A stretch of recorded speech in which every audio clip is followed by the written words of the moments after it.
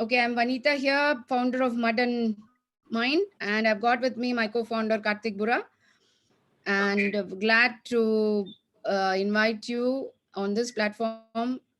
Please share your experiences of your cycle trips and also your journey in environmental space as well as your eco village. We are all ears to listen to your conversation now. Welcome on board. Well, yeah. Thanks a lot, ma'am. Yeah. Okay. So, Yeah. so I'll give my introduction Yes. first, and I'll tell a little about my journey. How did I start, and what I'm doing for the last 4 years during my journey. Mm-hmm. And then you also please ask some questions about my journey, about my work, Absolutely. and, and I'll answer everything. Yes, sure.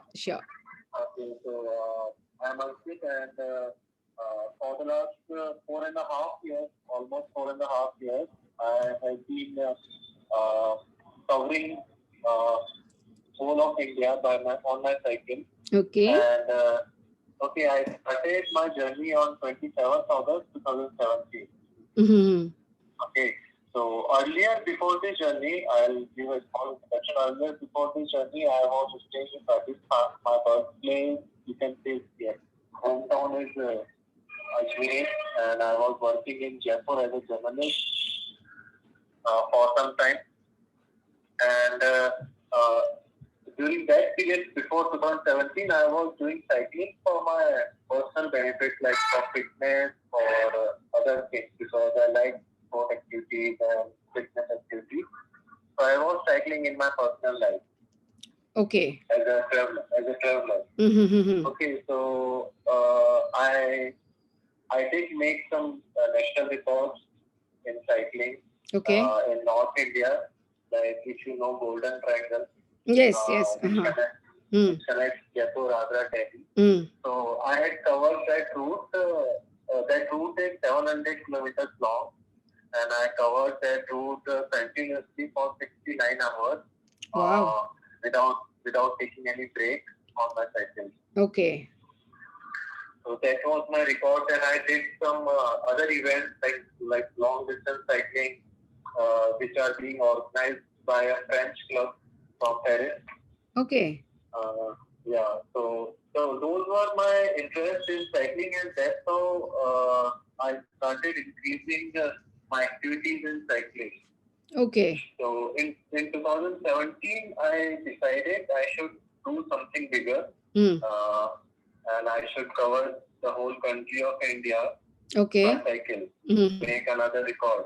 Okay. Okay, so that was my initial purpose. That was my initial target. I just wanted to make a record and nothing else. Okay.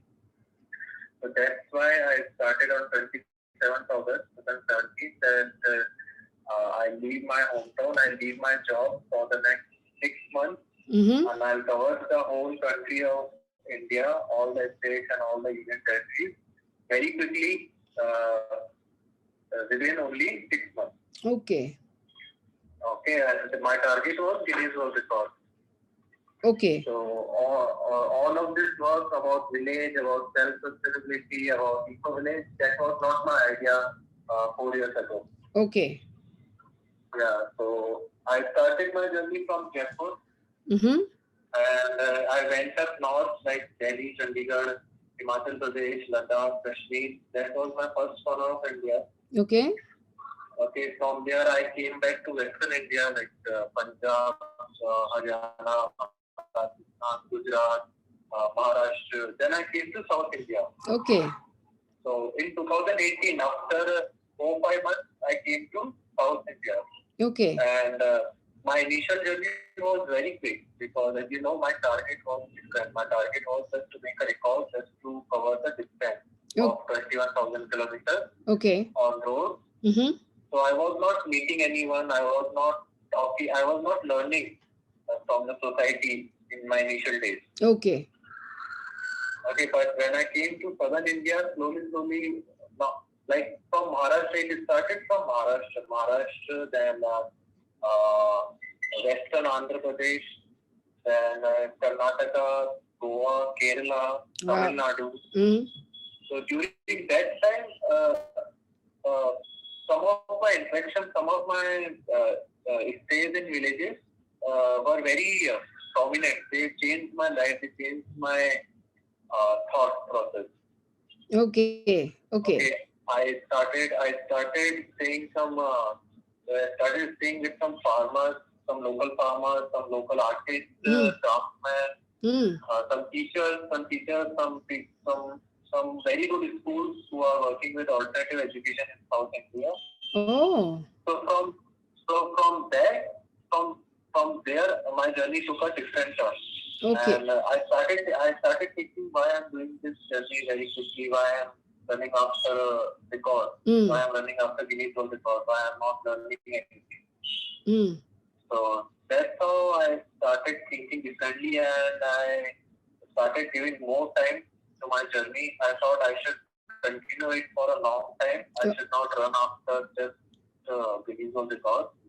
So I left that idea of record, and the journey which I had started only for 6 months. Now it's been 4.5 years. I have not gone there. Fantastic. Yeah. Mm. So that's how I learned. I started staying with tribals in Chhattisgarh. I like the lifestyle of tribals. How do they live? How do they make their own food? How do they make their own mud houses and their minimalistic lifestyle?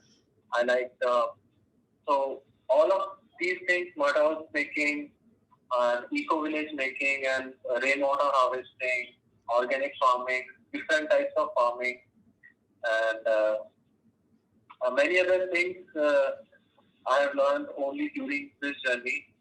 So uh, now in 4.5 years, I have covered almost half of the India, which consists of 15 states and 8 union territories. That means I have covered North India, Western India, Southern India, and Central India. Okay. And So, okay, the first question yes. is which part of India? I mean, you already told South was very, I mean, transactional in the way that you can learn. But which state in particular you feel like it's quite developed, and which state, in your opinion, is underdeveloped and needs help with CSR or from the NGO side? Which which state would you suggest that we should look into, and which needs our help? Developed in terms of what? Like you see, for example, Tamil Nadu. You begin from Chennai till Kanyakumari. It is the state is developed. There is you can't see wilderness at all.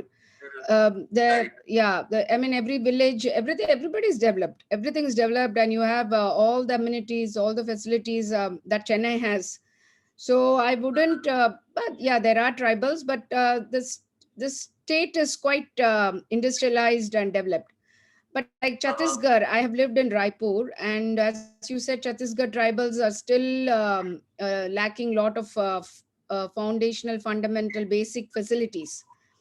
So, where you think we should put our focus on and try to do more for the people? I think development, like infrastructure development, should not be the focus, in Yeah. my opinion, because infrastructure development anyway will happen anywhere.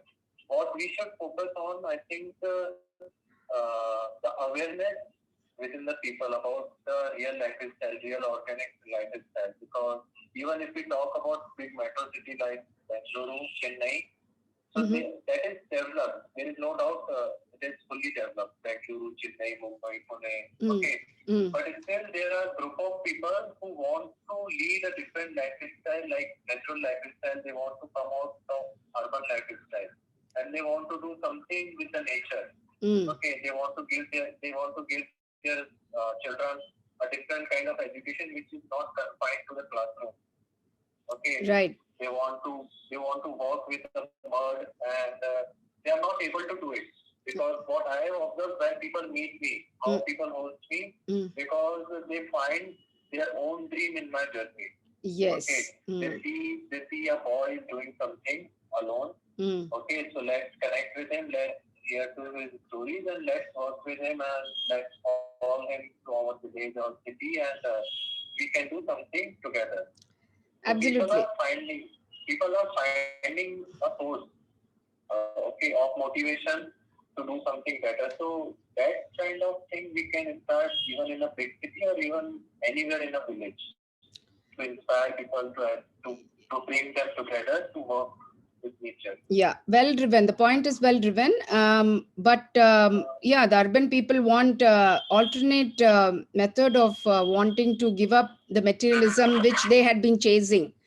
Okay, they lived, now they want to live by choice. Okay, that is one thing. But I'm not talking about developing infrastructure.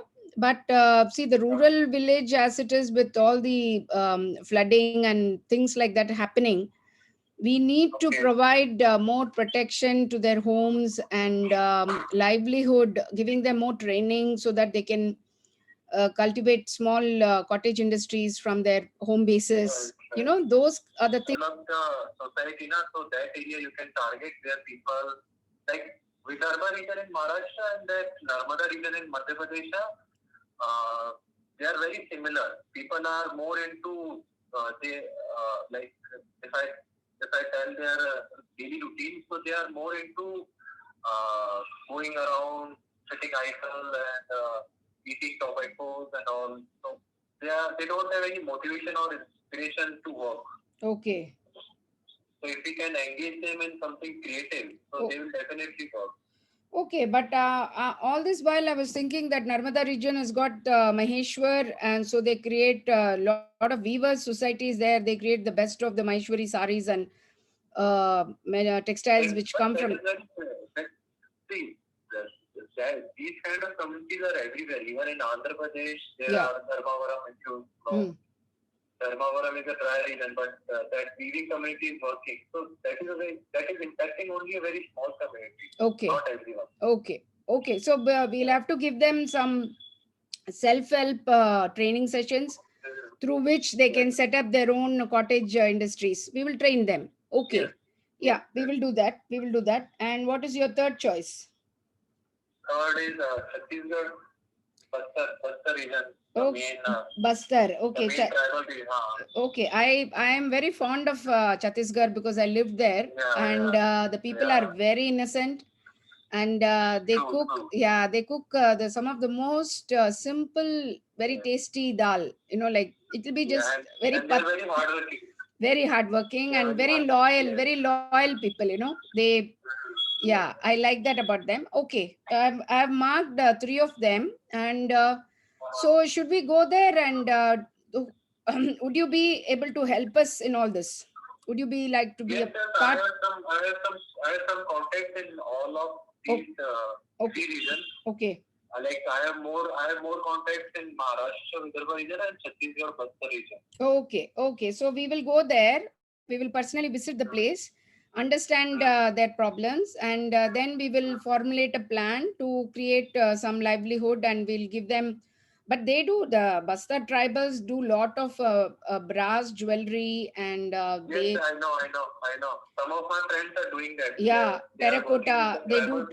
Terracotta is very famous from there, and then the tussar from Chhattisgarh is very pure, very good tussar. Yes, bell metal art. Yeah, bell metal and all that. So we will see how we can do, but I would also like to create some kind of a sanitation facility, hygiene and sanitation. See, all these things are interrelated. If you are starting, suppose if you have a land of 5 acres, and if you are starting, I'll give my example. How we make that eco village in Krishnagiri. Okay, so when we started. So local people, out of curiosity, they started coming to see, okay, who are these people who are coming from Bengaluru to live in a village like us.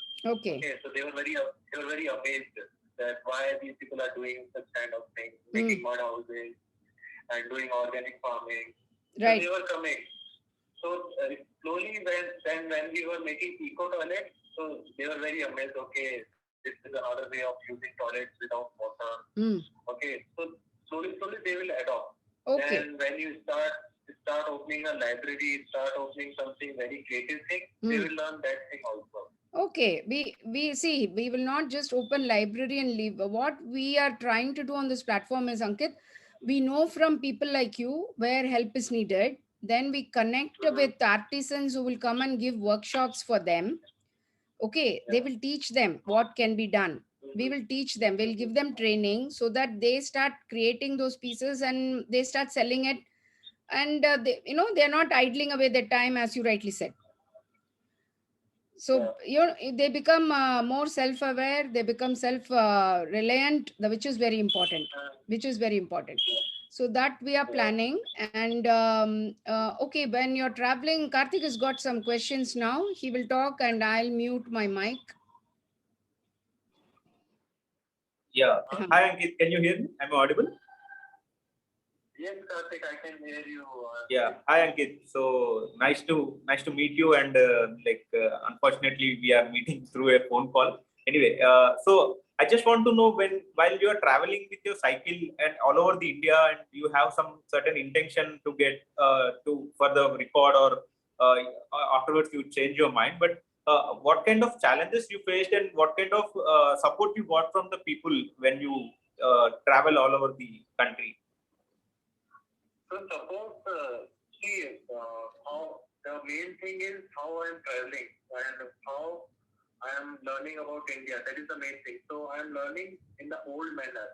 So if you read our history books, if you read our geography historical books, all of them have been written by the travelers who used to come from the foreign land, and they have written about other countries, about other villages, our culture. So I am adopting the same manner. Okay. So if you see an old traveler, he or she, they used to stay with the local people. So if I am coming to Karnataka, if I am coming to Tamil Nadu, Andhra Pradesh, so how will I learn? I will learn if I am staying with a local family, if I am eating their food, if I am staying in their own houses. So that is the manner I am adopting. So that is how people are helping me. I have stayed with 600 families, and those 600 families from 16 states, they were very unknown to me. They met me for the first time on roadside, on highways, on villages, and they welcomed me to their homes, their schools, their villages, their society, and they introduced me to everyone, to their neighbors, to their relatives, to their children, and they were very happy. So this is the kind of support I receive from everywhere, and this is how I'm learning about the local culture, local tradition, their living lifestyle, their food tradition, their art and craft, by staying with them, by mixing into their culture. Okay, that is nice. And what impressed you along the way? I mean, like you can tell in terms of seasons or weather or the landscape or food, and which aspect impressed you a lot? See, all these things about weather, food, climate, geography, everyone knows it.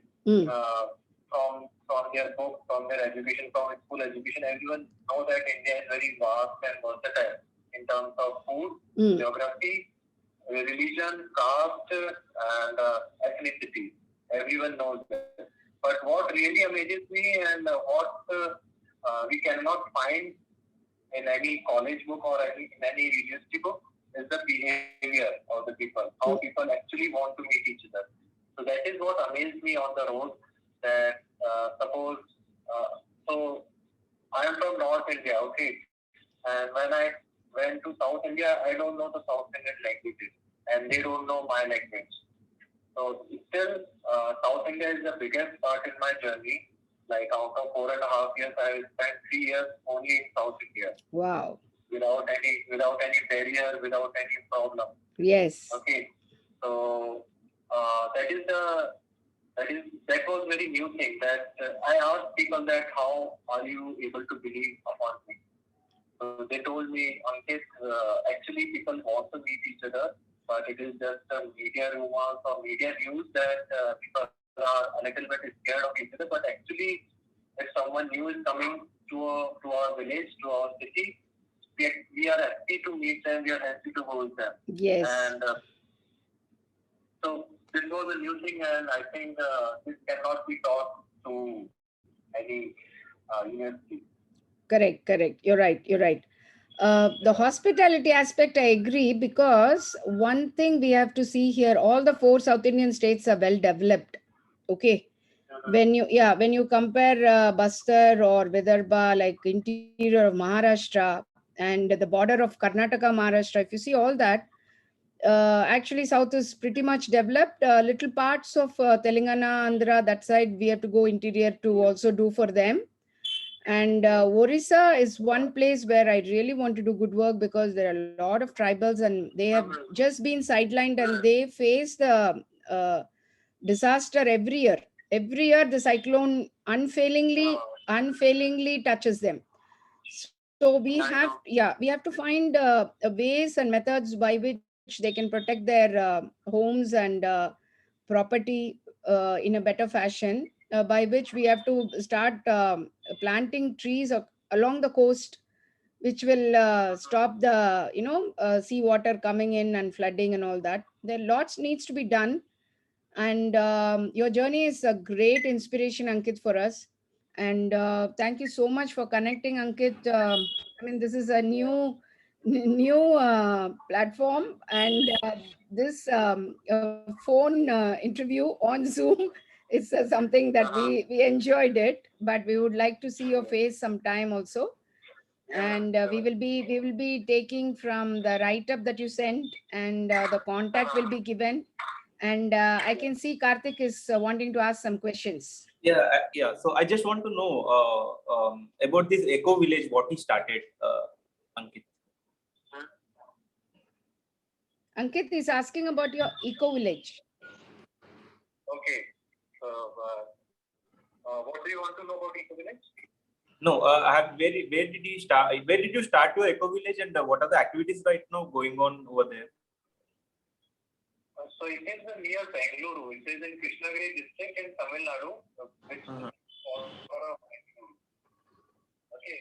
And so during the journey, like I told you, during the journey, when I learned about organic lifestyle, modern thinking, waste recycling, waste wood recycling, and everything, all the art and stuff. So I had a dream that I want to start a eco village or a community village where people can live together and they can do all such kind of activities, and it will be a self-sustaining village. So I used to tell this dream to everyone, wherever I am staying, wherever I am talking to the people, giving my speech in schools or colleges, I used to tell this idea. Okay, so in 2020, I came to Bangalore, and there is one family of Mrs. Sridevi and her husband, Mr. Balasubramanian. So Sridevi, she I told people find me through my journey, and they start hosting me. They call me to their home. People are calling me from West Bengal. That whenever you come to West Bengal, you stay with us, work with us. So Sridevi had told me in 2019 through Instagram that whenever you are coming to Bangalore, you can stay with us and share our journey together. So that's how I started living with Sridevi and her husband in Bangalore, and they asked me my dream, and I told the same dream of eco village to them, and Sridevi liked that idea. Okay, so she conveyed that idea to her husband, and so her husband is in army. He's a colonel in army. Okay, and he's going to be retired. So they planned that, okay, after retirement, what we are gonna do. We have always lived in the metro cities like Chennai and Bengaluru and West Bengal and other cities of India, but we always liked a rural lifestyle, organic lifestyle. And Ankit is also talking about the same thing. So why don't we select a land, and before retirement, we set up that village and for ourselves, and the local villagers will also help us, and we will live there self-sustainably. That's how that idea came up in 2020, And we together, after first corona pandemic, we started looking for the land nearby Bangalore. And after looking for some good amount of places, we selected that particular area in Krishnagiri. We found that 2 acres of land in Krishnagiri that's on the way to Botanical Waterfall. And there we started making it. First we made 2 wooden houses, 2 thatched houses. Then we made a mud house, totally with the mud. And we also collected alcohol bottles from the nearby river. Kaveri river is nearby. We used to go and walk, and we used to collect all those bottles which tourists have thrown away. So we used all the plastic bottles, glass bottles. We made eco bricks out of them, and we made a mud sofa from a mud bed and a mud house. And we made 2 eco toilets. And after some time, we started doing vegetable organic farming. So then we had planted some fruit plants, like variety of fruit plants, like sapota, chiku, and avocado, and mangoes, and cherry. So we are planting fruit plants so that we can sell them and we can earn some money. So with that regard, it will be a cash income to sustain the farming activity. And on another part of land, we are also doing turmeric farming. So turmeric is another cash crop that will also give us cash income to sustain farming activity. And vegetable farming we are doing for ourselves. Yeah, so organic farming is very successful. There is no pesticide, there is no chemical fertilizer. And the local villagers, they were very, they were saying that, okay, sir, madam, your work will not happen, your organic farming will not be successful because we are using chemical fertilizer, that's why we get a good produce. But when we actually got a good produce in our organic farming, then the whole village was coming to see how is it possible, how they are able to do that. Okay, So and what was the budget of the eco village? It depends on your purpose on many things. How do you want to live? If you want to live with your 1 or 2 families, or if you want to live only with 20, 30 people or 50 people, that will be different. If you want to do so many activities with the 5 villages nearby, that will be different. No, but how much did this one cost, roughly? Land was acquired for, like 2 acre land was acquired for 26 lakhs. Okay. So that is very interior. So that's why it was very cheap. Okay. It's very interior. It is an elephant infested area. Okay. And otherwise, it was very costly. Okay. Okay. And to construct that entire thing, how much would have costed? Mud house again will vary according to the area size, square feet area. But yeah, if you are making like if I tell about our one mud house which was around 200 square feet. It was one big room with thatched roof. So that took, I think, that with labor charges, it was 60,000. Wow! Yeah. Wow! This is so if you remove labor, if you are using volunteers like me or other people, if you are working yourself, so you can reduce 10,000 more, 20,000 more. Wow, that is good. So can we try these mud houses for tribal people who don't have houses? Tribal people, they know the technique. We have to tell them some advanced technique and they will do it. That's it. Okay. Any last words, Karthik? You have any questions? You're okay? Thank you so much for joining us, Ankit. It has been very enlightening, and we are going to go together on this journey further, and this is just the beginning. And yeah, and we will connect physically sometime. We will, touch base somewhere which is convenient for both of us. Okay, thank you so much for joining us, Ankit. I think next one we will do with a full face video call. Okay, thank you, and bye bye to you. Bye bye. Thank you. Bye.